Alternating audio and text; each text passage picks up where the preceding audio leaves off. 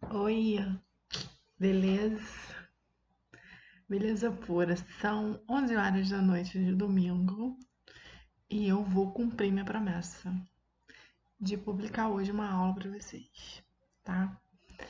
Essa aula eu já tinha feito desde semana passada, mas eu achei ela muito michuruca. Aí eu fiquei pensando o que eu podia fazer para dar uma bombada nela. E eu fiz um super revival de parte geral. Você vai amar. Tipo, 60% da prova, coisa da prova da aula. Coisa mais linda, meu revival. Aí, pô, entrei nessa. E aí, 11 horas da noite. Bem, mas tá tudo escrito pra você, tá? Se eu morrer pelo meio do caminho, eu deixo aqui como um legado pra vocês a aula 4, toda escrita. Eu peço pro meu marido publicar, tá bom? Bora, vamos lá. O que a gente vai fazer hoje? A gente vai falar dos últimos 5 princípios tradicionais com visão constitucional. Mas eu vou te dar, assim, ó, um respaldo histórico deles. Sou contadora de história, né? Então, vou te dar um respaldinho para que você não se esqueça, tá? E isso te ajude lá na hora da tua prova. Não a minha, porque a minha é melzinho na chupeta. Mas todas as provas que você for encarar aí pela tua vida, tá?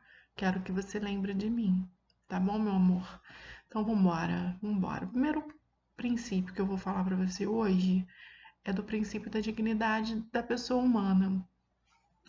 Essa história de dignidade do ser humano começou com a Igreja Católica, lá pela Idade Média. É, como o cristianismo identificava o homem como imagem e semelhança de Deus, não se podia atentar contra uma criatura de Deus, né? Então, por quê? Se atentar contra uma criatura de Deus seria atentar-se contra Deus. Então, começou aí, né, a essa ideia de que o homem deveria ser tratado com dignidade mínima. Mas a própria Igreja Católica, na verdade eu falei errado para você. Eu falei que isso começou na Idade Média. Não, começou bem antes. Quando começou o cristianismo, né? Lá, lembra do direito hebraico? A maioria de vocês aí tá fazendo aula de história comigo e eu falo bem do direito hebraico para você. Foi até tema da nossa última aula. Lá começou essa história, tá? De ver um homem como imagem e semelhança de Deus. Na Idade Média, na Idade Média, que essa visão foi deturpada pela Igreja Católica com interesse político em propriedades, tá? A gente sabe do pensamento da igreja naquele momento, né? Eu não tô aqui fazendo crítica nenhuma, tô te falando de história, tá bom? É... Mas no final do século XVIII, 1700 Nova Fumaça 18, né? Então, no final do século XVIII, um cara chamado Immanuel Kant falou o seguinte, filósofo ele, um luxo. Ele dizia o seguinte, que o homem tem um fim em si mesmo e ele não pode ser coisificado, não pode ser tratado como uma coisa para fins econômicos e políticos. E isso ganhou muita força no final da Segunda Guerra Mundial, né? Que houve aqui um massacre que o homem foi usado como instrumento político e econômico e muitas vezes bélico, né? Então,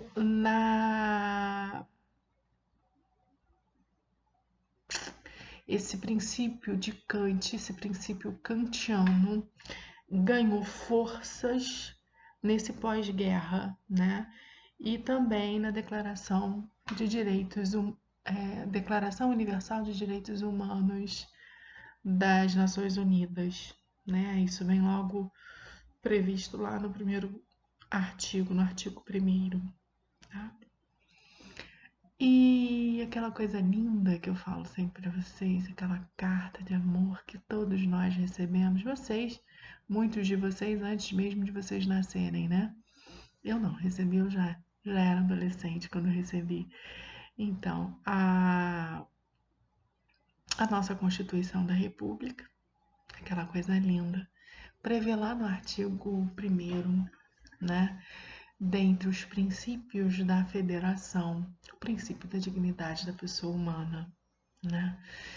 E eu já contei para vocês, né, que eu morei um tempo em Porto Alegre e fiz vários cursos lá, fiz uma especialização em Direito Constitucional e o meu orientador é um cara que é bem conhecido aqui. O nome dele é Ingo Scarlett. Mentira, a gente chamava ele de Ingo Scarlett, por causa da Scarlett do Tempo e o Vento, lembra? E ele ficava chateado com isso, tá? É Ingo Scarlett. E eu continuo confundindo, mesmo sendo meu ídolo. Eu sou assim, né?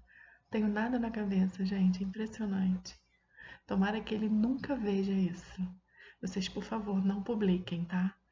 Quem publicar, eu entro com uma ação e vou pedir indenização por danos morais, tá bom? Porque eu não vou editar esse vídeo porque são 11 horas da noite de domingo e eu vou ter que começar tudo isso de novo e eu já gravei 7 minutos. Então vocês me respeitem porque eu sou professora de vocês, tá bom? Amo vocês também. Então, Ingo fala o seguinte, eu vou ler pra vocês, porque é óbvio que eu não decorei isso, né? Mas eu anotei aqui pra vocês, que tá aqui no meu caderno.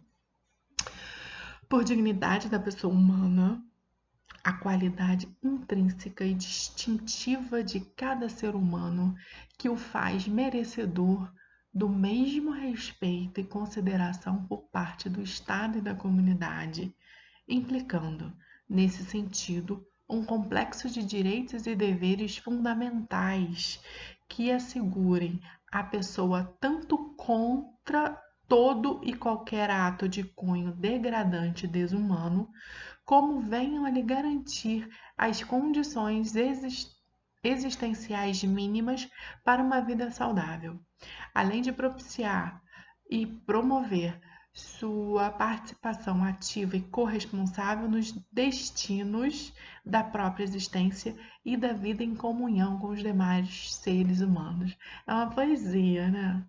Mas o que ele quer dizer, e que ele dizia isso o tempo todo em sala de aula, que eu vou contar para vocês, é que o princípio da dignidade da pessoa humana, ele é um direito fundamental, né? E como todo direito fundamental, ele tem duplo caráter, um negativo, tá? Ele exige do Estado e de toda e qualquer pessoa uma ação negativa para evitar a agressão ao ser humano, e tem um lado positivo, né, que é de criar circunstâncias e condições para que se gere um cidadão com vida digna, entendeu? Para que se propicie a vida digna. Então tem esses dois sentidos, tá? Deu para entender? É bem legal. Então assim, ó, essa função do Estado, ela é em todos os planos, tá? Não só no jurídico, é no legislativo, é no executivo, tá? Pensou comigo na pandemia, que é dever o Estado garantir a saúde e a dignidade da pessoa humana? Tá, nem vou falar mais desse assunto, tá? Meu marido disse que eu tô muito chata, só penso nisso. Não vou falar. Mas volta aqui. Volta. Volta aqui comigo. O que eu quero te dizer é o seguinte, que todas as leis, especialmente nas leis de relação de direito privado, têm que garantir a dignidade da pessoa humana, especialmente nas relações contratuais, tá? Essa vai ser uma fumacinha, um incenso cheiroso e perfumado que sempre vai parar na cabeça de todo e qualquer juiz, de todo e qualquer intérprete de contrato. Todo contrato tem que ser avaliado de acordo com a dignidade da pessoa humana. Certo? Certo, biscoito? Então tá. Então eu fiz aqui para você um resuminho bem basiquete, tá? Para Pablito. Pablito adora resumo. Ele resume o meu resumo. Então eu já fiz um resuminho para ele, só para adiantar seu serviço, Pablito. Aí eu escrevi assim, ó, que esse princípio é uma cláusula geral de natureza principiológica. Vocês lembram tudo que a gente falou de cláusula geral? Então, que a dignidade traduz um valor fundamental de respeito à existência humana, segundo as possibilidades e expectativas patrimoniais e afetivas indispensáveis à realização pessoal e à busca da felicidade. Eu já falei para vocês que a gente só tem uma obrigação na vida. Eu falo isso. A monja, que eu amo aquela monja, sabe aquela monja carequinha? Eu esqueço o nome dela. Eu esqueço o nome de todo mundo. Mas eu chamo ela de monja. Esqueci mesmo, foi minha geladeira que gritou agora. A monja, ela não diz que a gente tem obrigação de ser feliz. Ela diz que a gente tem obrigação de ser. Ser qualquer coisa, né? Mas eu acho que a gente tem obrigação. A única obrigação que a gente tem é de ser feliz. E a gente tem que brigar pra isso. E aí eu joguei isso aqui dentro do seu princípio da dignidade da pessoa humana pra você saber que é uma obrigação constitucional. Brigar pela sua felicidade. Com dignidade, tá? Então, botei lá no seu resuminho, Pablito, que é um direito fundamental, tá? Que redireciona o alcance das normas do direito privado para toda pessoa. Por que eu escrevo? Detesto escrever esse negócio quais sejam. Mas é verdade, né? A autonomia, os bens, patrimônio, pessoa, propriedade. Às vezes eu escrevo uns negócios que eu acho que fica meio sem sentido. No plano infraconstitucional também se exige, tá? O respeito desse princípio constitucional, né? E isso se dá através da efetivação dos direitos da personalidade, né? Lá quando a gente faz a análise, como vocês fizeram a análise lá na parte geral, né? De todos os direitos da personalidade, em relação a atributos físicos, psíquicos, morais, certamente a sua professora falou sobre o princípio da dignidade da pessoa humana, né? Então tá, eu fiz um resuminho aqui michuruca pra você, ainda falei assim, tem uma coisa que é importante na michuruca não. Eu falo o seguinte pra você, que sempre que se tratar de princípio de dignidade da pessoa humana, a gente tem que usar o princípio da proporcionalidade, tá? Vai sempre haver a prevalência do princípio da dignidade da pessoa humana quando houver qualquer colidência com qualquer outro princípio, tá? De envergadura moral, axiológica, jurídica, mas que este for menor. Sempre o princípio da dignidade da pessoa humana vai ser erigido como um princípio maior, um sobreprincípio, tá? Isso é muito importante, tá bom? Então tá bom. Vamos falar de outro princípio? Esse é lindo, esse é gigante. Gente, eu tava com frio. Isso aqui é um vestido, não é um casaco não. É um vestido. Mas agora eu tô com calor, que eu já comecei a me movimentar. Eu desliguei o ar, porque eu tava congelando. Mas vamos lá, vamos lá. Então vamos embora. Princípio da autonomia da vontade. Olha aqui para mim. O que eu escrevi disso aqui para você? Fala o seguinte para você, ó. Presta atenção. O princípio da autonomia da vontade é óbvio, ululante, que significa que a autonomia da vontade é que as relações. Eu não posso ler, né?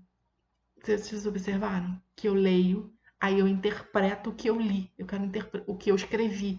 Aí eu começo a achar que eu escrevi bobagem. Então é melhor falar na minha cabeça, não é? Você pode dizer isso pra mim? Pra eu me convencer que, que isso aqui é só um roteiro de tópicos? Que não adianta ficar querendo ler o que eu escrevi? Porque eu escrevo uma maluquice e depois quero dizer outra pra você? Então tá, voltando. O que eu quero falar? O que eu quero te dizer, eu vou te dizer, é o seguinte. Droga, não ri. Não ri, tá? Olha a hora. 11 horas da noite. Você vai me escutar de manhã.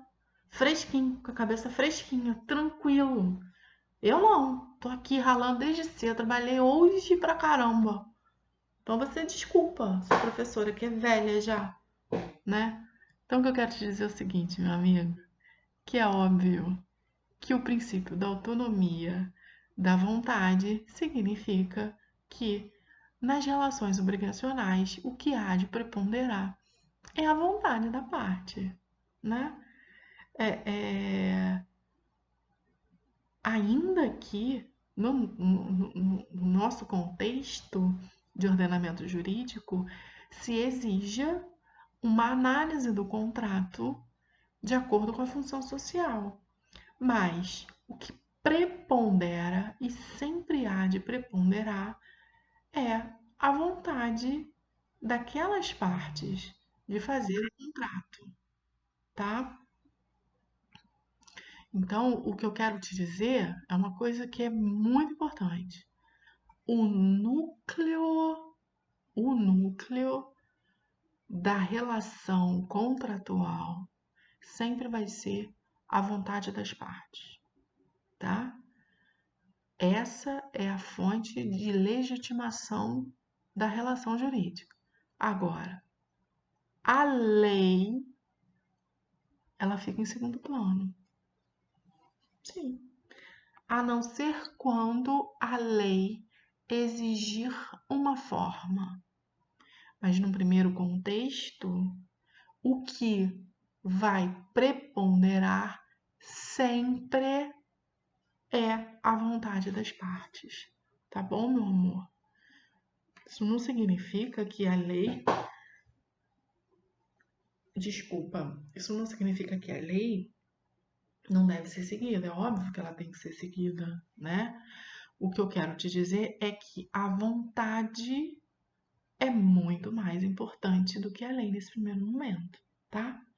Então tá. Olha lá. O que eu falei que eu queria dizer para você? Que a força que obriga as partes a cumprirem contrato tem fundamento na vontade, livremente estipulada no instrumento jurídico, cabendo à lei apenas assegurar os meios que levem o cumprimento da obrigação, possuindo, portanto, posição supletiva. Até que eu fui inteligente. Olha só, o que eu quero te dizer é o seguinte: o que vai preponderar sempre na sua análise como intérprete jurídico é a vontade das partes, tá? A gente vai analisar a forma do contrato, se foi escrito, se foi oral, Isso é supletivo, tá? Salvo quando a lei exigir forma expressa. Tipo, para fazer uma compra e venda de um imóvel, a lei exige a escritura pública. Não é isso, né? Não é isso que eu estou te dizendo. Eu estou te dizendo que o importante na relação contratual é a vontade das partes. E a partir desta máxima, nós vamos estudar várias situações, tá bem? Fechou comigo, meu amor? Uma outra questão importante. Essa vontade, para ela ser válida, ela tem que estar completamente imantada, completamente protegida, completamente blindada de defeito. Não pode ter defeito, não pode ter vício de vontade, tá? Então, assim, deixa eu te dizer uma coisa, que esse princípio, ele tem que ser analisado por 3 ângulos, tá? Primeiro, da liberdade contratual. Segundo, da força obrigatória dos contratos, tá? No momento em que você é livre para fazer o contrato, considerando que a sua vontade é inequívoca de fazer aquele contrato, este contrato faz lei entre as partes, tá? Então, assim, são 3 ângulos: liberdade, força obrigatória e ausência de vícios do consentimento. Vou escrever aqui que eu escrevi errado. Ausência de vícios do consentimento, tá? Então, em relação à liberdade contratual, é tudo isso que a gente falou aí, né? Que as partes são livres e desimpedidas para fazer o negócio jurídico, tá? Mesmo em se tratando de... Ai, dói ainda. Mesmo em se tratando de contrato de adesão,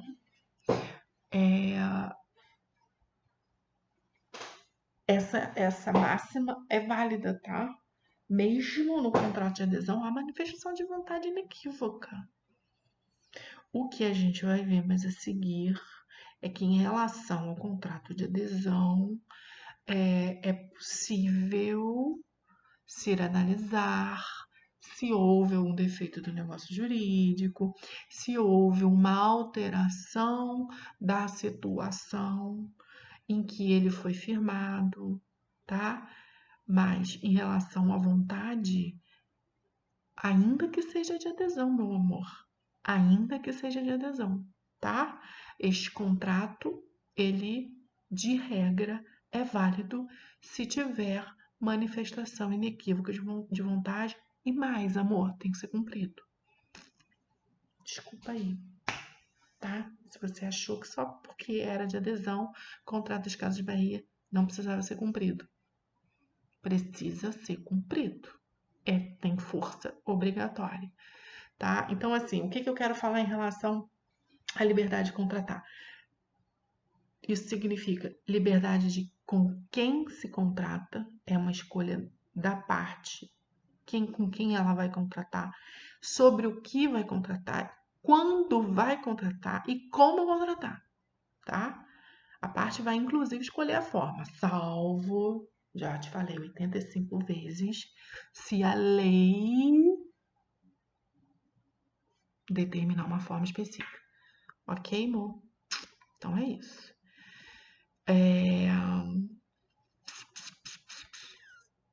Em relação à força obrigatória do contrato, né?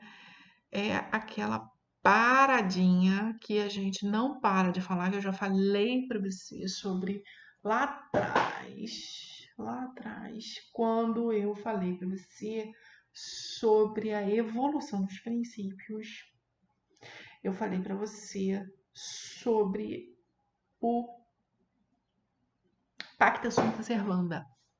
Não falei que o contrato faz lei entre as partes? Então, Se o homem é livre para manifestar a sua vontade, tá? Se sua vontade é fonte das suas obrigações, e se a lei faz um papel supletivo, secundário nisso, o que ele se compromete, o que ele coloca no fio do bigode, ele tem que cumprir, meu amor. Entendeu? Simples assim, tá? A vontade, eu botei até em negrito aqui para você, a vontade é o elemento que vincula os indivíduos. Tá bom, amor? Então tá bem.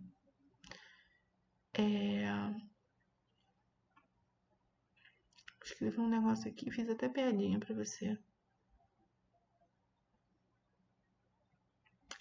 Que eu quis dizer o seguinte. Olha aqui pra mim. Este contrato a regra é clara, Arnaldo. Esta é a regra do Código de 16 que foi reproduzida, embora mitigada no Código de 2002, tá? Código de 2016. Código de 1916, 1916, ele dizia o seguinte pra gente. Ele falava que o contrato faz lei entre as partes. Ponto. Era só isso. Aí houve a evolução do pensamento, lembra? Aí a gente começou a ver que era possível a revisão do contrato. Sim.